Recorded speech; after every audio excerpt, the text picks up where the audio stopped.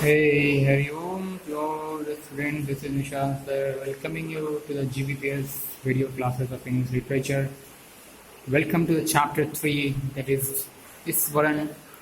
About this chapter, this is Iswaran the storyteller. We're going to study this chapter. After reading this chapter, we will able to know about this fact written here. One night Mahendra woke up from his sleep and saw a dark cloudy form. He broke out into a cold sweat. Was it a ghost?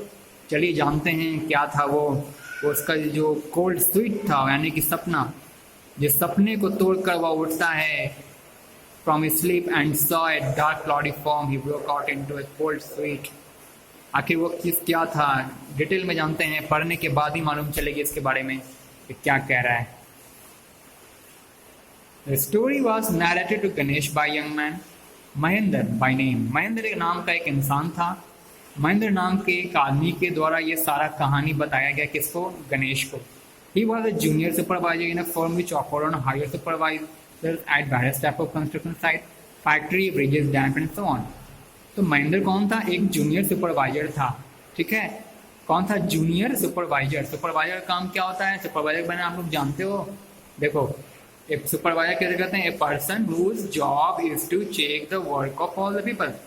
सारे लोगों के कार्य को देख रेख करने का जिसका ड्यूटी होता है उसे सुपरवाइजर कहते हैं. तो ही was a junior supervisor in a firm. किसी कंपनी में काम करने वाला वो जूनियर सुपरवाइजर था. कौन? महेंद्र. वो फर्म वो फर्म जो कि हायर करता था बहुत सारे सुपरवाइजरों को अन्य सुपरवाइजरों को विभिन्न प्रकार के कंस्ट्रक्शन साइट्स पर हायर करने का काम उस कंपनी का था ऑन रेंट बेसिस. ठीक है, जैसे कि बहुत सारे कंस्ट्रक्शन साइट हैं जहाँ पर वो फर्म बहुत से सुपरवाइजरों को हायर करता था. तो वो कंस्ट्रक्शन साइट कौन कौन से थे? फैक्ट्रीज हो सकती है, कारखाने, ब्रिजेस पुल निर्माण के क्षेत्र में, डैम्स यानी कि बांध के क्षेत्र में and so on. Mahendra's job was to keep an eye on the activity at the work site. उस कार्यस्थल पर काम होने वाले सभी कार्यों की देखरेख करना महेंद्र का काम था. He had to keep moving from place to place every now and then as ordered by head office. ठीक है, उसे जगह दर जगह हर वक्त उसे जगह को बदलते रहनी पड़ती थी. उसकी ड्यूटी कुछ इसी ऐसी थी कि उसे जगह बदलते रहना पड़ता था हर वक्त. मतलब एवरी नाउ मतलब हर समय उसे जगह, मतलब कभी इस साइड से कभी उस साइड, मतलब कभी अगर कोल माइनिंग में काम पर लगा दिया गया है तो एवरी नाउ कहने का मतलब थोड़ी ही क्षणों बाद, थोड़ी ही देर बाद उसे रेलवे ब्रिज कंस्ट्रक्शन साइट पर काम करने को भेज दिया जाता था. ठीक है, तो he had to keep moving from place to place. उसे एक जगह से दूसरे जगह अपना स्थान बदलते रहना पड़ता था. As order by head office, अपने उसके हेड ऑफिस के हुक्म आदेश के द्वारा. जैसे कि मान लो पहले कोल माइनिंग में काम कर रहा हो, फिर रेलवे ब्रिज कंस्ट्रक्शन साइट पर चला गया काम करने. अब रेलवे ब्रिज कंस्ट्रक्शन साइट पर भी काम कर ही रहा है और उसी वक्त मान लो कोई केमिकल प्लांट खुल गई, कोई chemical plant which was coming up somewhere, जो कि उस वक्त कहीं केमिकल प्लांट की भी मतलब केमिकल प्लांट का भी फाउंडेशन हो ही रहा होगा. Which was coming up somewhere, जो कि कहीं ना कहीं केमिकल प्लांट की भी स्थापना होने वाली थी. तो रेलवे ब्रिज कंस्ट्रक्शन साइट पर काम कर रहा था महेंद्र एज ए सुपरवाइजर. उसे फिर वहाँ से छोड़ के, वहाँ से हट के केमिकल प्लांट के पास कुछ महीनों के बाद, आफ्टर अ फ्यू मंथ लिखा है ना, अर्थात कुछ महीनों के बाद केमिकल प्लांट में उसे जाना पड़ता था काम करने के लिए. ही वॉज अ बैचलर. देखो महेंद्र कौन था? बैचलर था, मतलब अनमैरिड मैन. बैचलर किसे कहते हैं? One who is unmarried. तो अनमैरिड था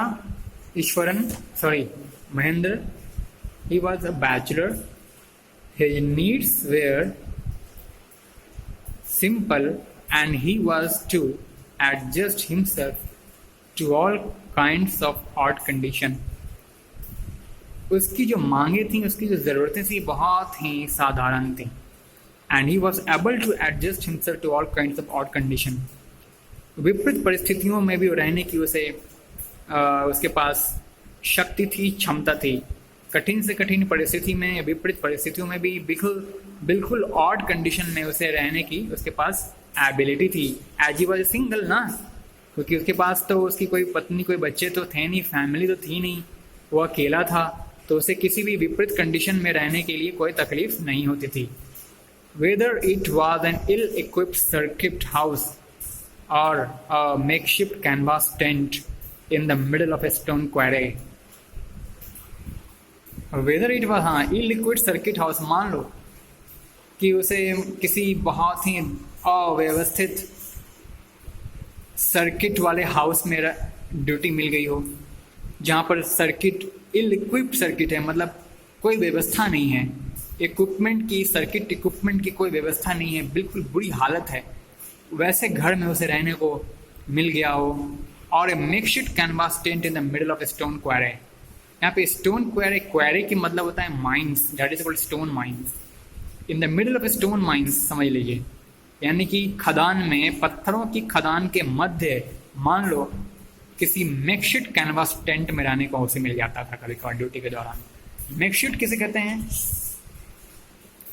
टेम्पररी। मेकशिफ्ट को कहते हैं टेम्पररी, मतलब थोड़े क्षणों के लिए, अस्थाई, है ना, अस्थाई कहते हैं। तो आप लोगों ने ये जाना कि Mahendra as a supervisor, he was a bachelor and he could live alone in any type of odd conditions. किसी भी ऑड, विपरीत कंडीशन को, विपरीत परिस्थिति में उसे रहने की क्षमता थी उसके पास, चाहे वो कोई इल इक्विप्ड सर्किट हाउस हो या फिर किसी पत्थर, चट्टान और पत्थर के खदान के बीच में कोई कैनवास का टेंट लगा हुआ है, टेम्पोररी कैनवास टेंट लगा हुआ है, उसमें भी रहना हो और उसमें समय बिताना हो, वो कहीं भी रह लिया करता था, क्योंकि वो अकेला था, वो बैचलर था अभी। But one asset he had was his cook, लेकिन हमेशा उसके साथ एक साथी, सहयोगी हमेशा उसके साथ रहता था। But one asset he had, जो उसके साथ रहता था हमेशा, सॉरी हमेशा नहीं, मतलब एक एसेट उसके साथ रहता था जो कि कुक था। एसेट क्यों कह रहे हैं? क्योंकि वो कुक उसका एक संपत्ति के रूप में था, एक सहायक, कभी न छूटने वाला एक साथी, एक सहायक के रूप में था। कौन? उसका खातिरदारी, उसका देखरेख, उसकी देखरेख करने वाला, वो कोई और नहीं, एक खाना बनाने वाला ही था, उसका हेल्पर। उसका नाम, उसी का नाम ईश्वरन है, देख लीजिए, उसी खाने बनाने वाले कुक का नाम ईश्वरन है, जो कि एसेट के रूप में है, एक संपत्ति के रूप में है। किसका? महेंद्र का। उस विपरीत परिस्थिति में अपना ड्यूटी को निभा रहा था कौन? महेंद्र। विपरीत परिस्थिति में भी वो अपने साहस और अपने दृढ़ता के साथ अपने ड्यूटी पर लगा रहता था, उसे कोई परेशानी नहीं हो पाती थी, क्योंकि वो बैचलर था। लेकिन उस बीच में उसकी सहायता, वैसे कठिन परिस्थिति में उसकी मदद, उसकी सहायता, उसको अकम्पैनिड करने के लिए, मतलब उसे सहयोग प्रदान करते रहने के लिए उसके साथ उसका कुक ईश्वरन उसके साथ रहता था। मतलब अब आगे देखिए, the cook was quite attached to Mahendra and followed him uncomplainingly wherever he was posted. अब महेंद्र, जैसा कि आप जानते हो, महेंद्र की जो ड्यूटी थी वो बहुत ही टेम्पररी टाइप की थी, टेम्पररी ड्यूटी थी। टेम्पररी ड्यूटी जैसे कि कभी मान लो आप यहाँ काम कर रहे हो, महेंद्र कभी इस स्थान से कभी दूसरे स्थान पर जाना हो, कभी इस साइड को छोड़ के कभी दूसरे साइड पर चले जाना हो, कभी रेलवे के बिल्डिंग के साइड पर काम उसका पूरा हुआ तो उसे केमिकल फैक्ट्री में चल जाना पड़ता था।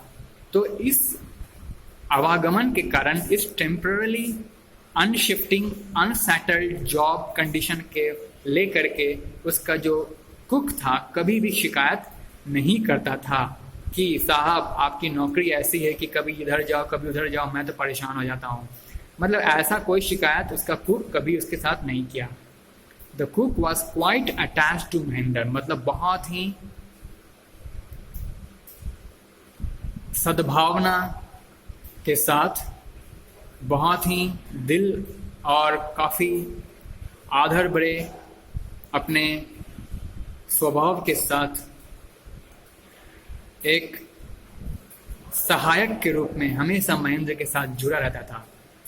And followed him uncomplainingly very very posted. जहाँ भी उसकी पोस्टिंग होती थी महेंद्र की, वो वहाँ बिना कंप्लेन बिना शिकायत किए हुए उसके साथ रहने चला जाता था। उसका cook Eswaran, he cooked for Mahinder, washed his cloth and chatted away with his master at night.